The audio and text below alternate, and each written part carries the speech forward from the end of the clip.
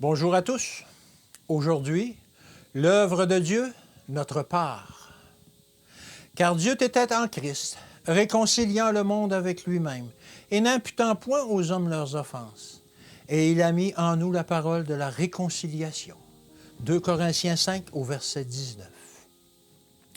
Quelles que soient les prétentions d'un homme à la connaissance, à la sagesse, à moins qu'il ne se soumette à l'enseignement du Saint-Esprit, il est extrêmement ignorant des choses spirituelles.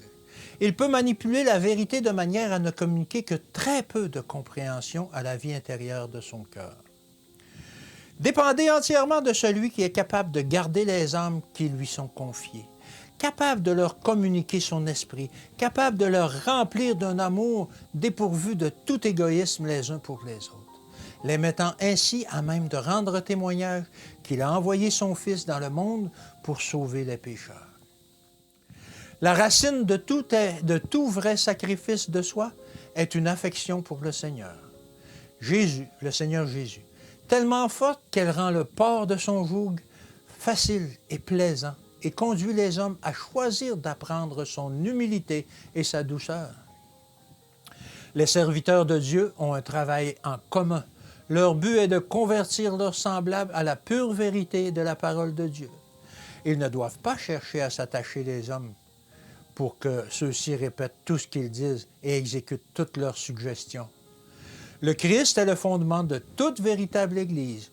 Tous ceux qui sont conduits à une foi nouvelle doivent être établis sur lui. Les simples et claires vérités de l'Évangile doivent être constamment présentées aux esprits. Le Christ crucifié pour l'expiation de nos péchés est la grande vérité centrale de l'Évangile, autour de laquelle toutes les vérités se regroupent. Toutes les autres vérités sont tributaires de cette grande vérité. Toutes les vérités, bien comprises, tirent leur valeur et leur importance de leur lien avec cette vérité.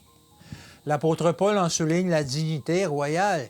Il attire l'attention de tous ceux qui enseignent la parole sur l'importance de conduire les âmes au Christ comme seul moyen de salut.